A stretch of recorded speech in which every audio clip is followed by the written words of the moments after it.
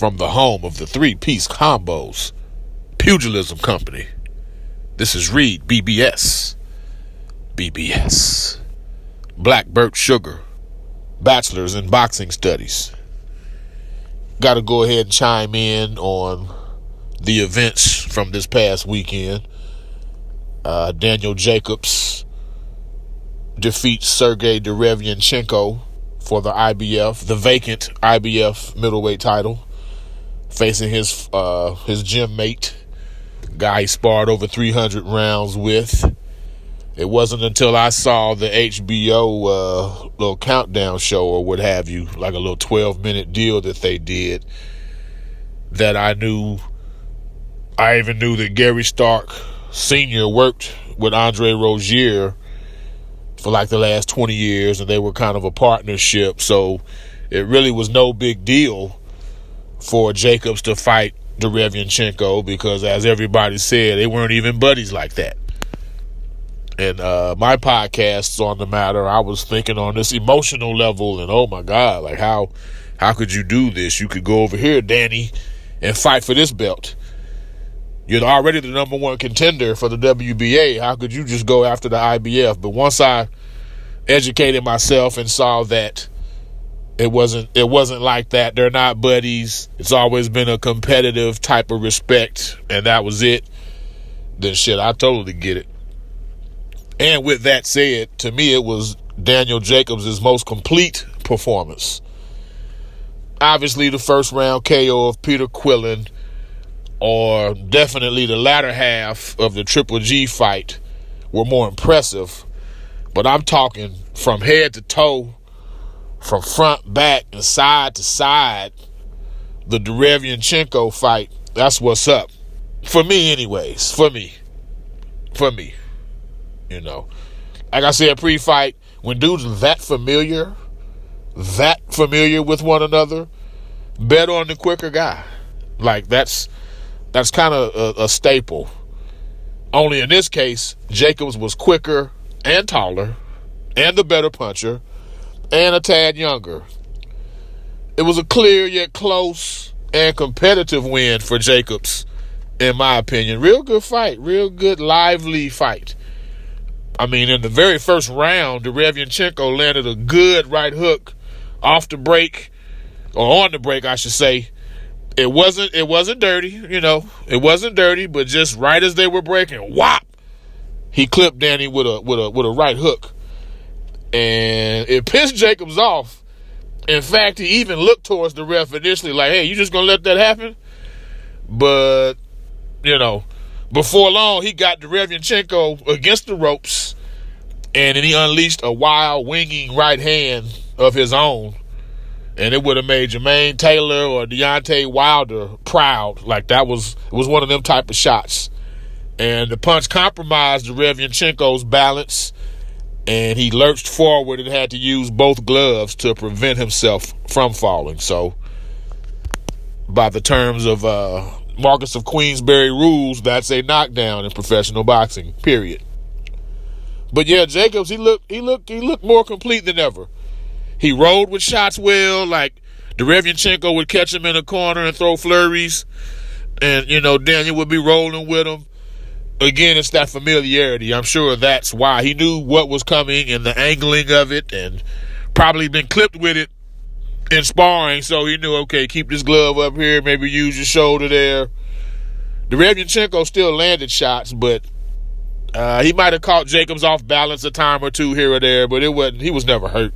I wouldn't say he was hurt, even though the HBO broadcasting crew insinuated that he was. You know, he was still there to be hit, though, Jacobs was. I'm saying how I saw improvements in the way he was evading shots, but he's still there to be hit simultaneously. His defense is better, or was better, in this fight with a guy he's familiar with, but it'll never be his strong suit. Make no mistake about it. Ever. Want to remind y'all to tap that like button.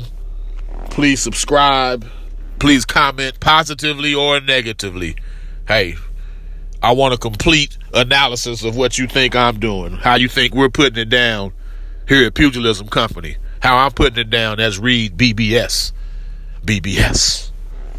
But yeah, subscribe, like, comment. Subscribe, like, comment. Subscribe, like, comment. Moving on, Regis Prograis advances to the World Boxing Super Series semifinals with a unanimous decision over Terry Flanagan. I expected Prograis to bum rush and bogart Flanagan. And there were stretches of the fight, particularly late in the fight, where that was the case. But overall, Regis was way more athletic, man. He set up his opportunities, and he put his punches all up and down Flanagan's head and body, man. He toyed with him effectively. Not even effectively, he toyed with him. Flanagan was tough, though. So with this, Regis will be facing Relikh in the World Boxing Super Series 140-pound semifinals. And this weekend, we have Josh Taylor and Ryan Martin clashing in the very last World Boxing Super Series 140-pound quarterfinals. So we'll see what's going on from there. As I stated initially, most are tabbing Regis Prograis to be facing Josh Taylor for the Muhammad Ali trophy when this is all said and done. Before I get out of here, got to speak on Demetrius Andrade's seeming infatuation with Errol Spence. My man Sarge sent me an interview where Boo called Spence out, Errol Spence, saying, fighting Mikey, come up to 160 then.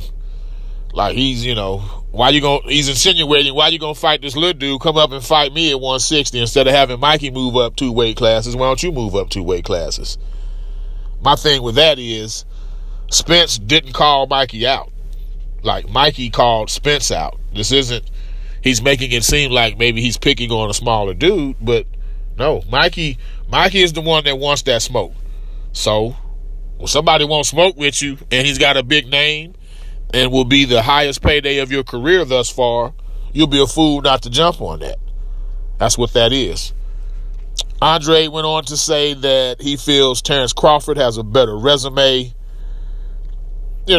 Again, I may be presenting myself as this pro-Spence guy, but it's not like I don't see a case for Bud Crawford. I've already stated, I don't think either of them is the clear A-side at this point. They both have a strong case for being A-side, but I can't sit here and say definitively, oh yeah, he's the A-side, man. It's no argument. Like, I can't do that. Along with that, to say Crawford has a better resume, So Andrade gave Crawford credit for beating Yuriorkis Gamboa and then recently beating Benavidez. But, Crawford had a Spence-Mikey level size advantage over Gamboa. Let's keep it real now. Let's keep it real, boo-boo. Let's keep it real, boo-boo. Benavidez, hey, good fighter. I was very impressed. He showed heart. I'm very interested in seeing what he will do down the line. But, Lamont Peterson's a good fighter.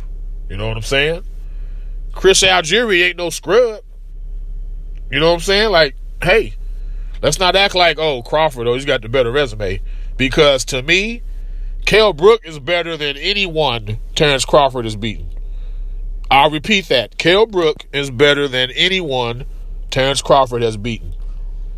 For EJ, that was a true 50-50 fight for Kell Brook's world title in Kell Brook's backyard. And EJ stopped him. He stopped him. Like, we can't just gloss that over. You know what I'm saying? No shade at Bud at all. Hell, you completely unified the 140-pound division. You were a badass at 35. It remains to be seen what you'll do at 47. I'm not in a position where I'm sitting here predicting anything one way or the other on that fight. I want to see it just like everybody else does.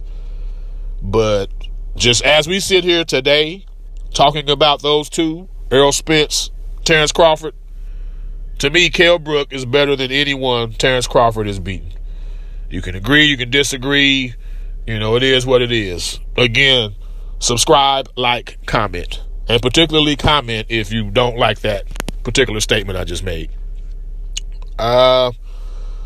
Boo Boo finished off. He was like, the interviewer said, well, describe them now and describe them who'll be on a certain level 5 years from now. He definitely gave EJ that nod.